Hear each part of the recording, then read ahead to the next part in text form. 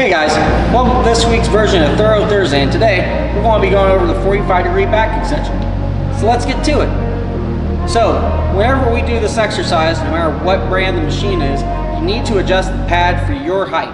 So what we do, whether I'm training myself or a client, we get the pad about a couple inches below the hip crease, so that way we can go through the full range of motion at the bottom and top of the movement. So once we have that established, we're going to put our feet on the foot plate, whether that's narrow or wide. You can change it up from time to time, but the big important thing on this one is you want to try to keep your toes as straightforward as possible. It's okay if they have a little bend to the outside, but the reason being for the toes being towards the front is that you get the maximal activation out of your posterior chain. So when we do this exercise, we're trying to engage the low back, glutes, and hamstrings, but most importantly the glutes. So the two major muscles in this are the glute max and the glute medius, okay? So the glute max is responsible for hip extension. The glute medius is responsible for external rotation of the leg. Now you may be thinking to yourself, well, my leg isn't actually rotating in or out while I'm doing this exercise. You are correct, but when we do a squat or deadlift, it's not actually externally rotating, but we're trying to root ourselves into the ground and spread the floor as much as possible. So when you're doing this exercise, you should be cueing yourself to do that on top of the foot plate. So that way you can actually let it transfer to your squat or deadlift and get the maximal contraction out of the glutes when you're doing this exercise. Now, if you have a weak posterior chain, you're probably going to feel this a lot in your low back. And that's fine, okay? And as long as it's not painful.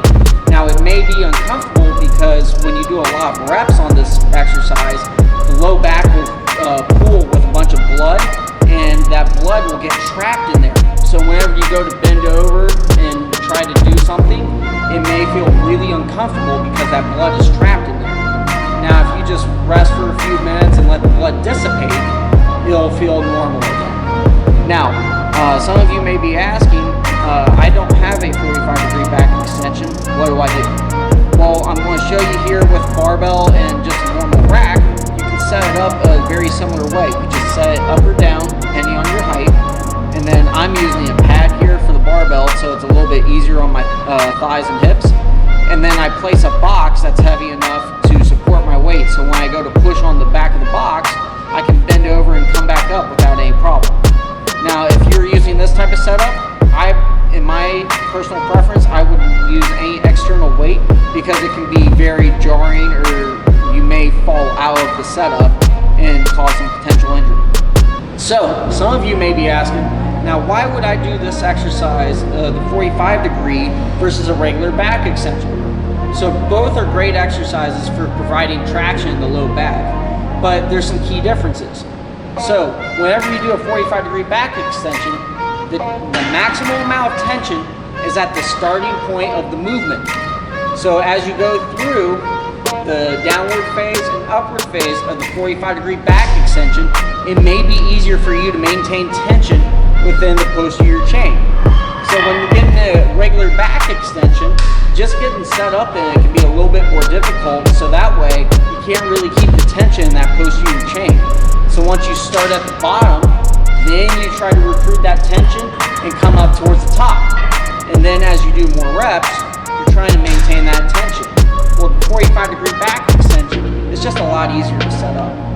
Number two, you can actually go through a greater range of motion. So if you look at it from side to side, you actually go through a longer range of motion than you do just a regular back extension. And then number three, in my personal opinion, it's just easier to set up and not as intimidating for people, because sometimes it can be really scary to come down and feel like you're going to fall out of the machine.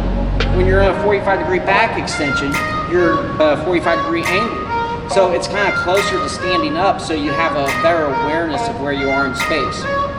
So we use these videos for our exercise demonstrations on our Train Heroic programs, our online coaching.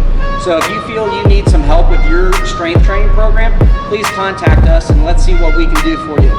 So I hope you guys enjoyed this, and I'll see you guys next Thursday.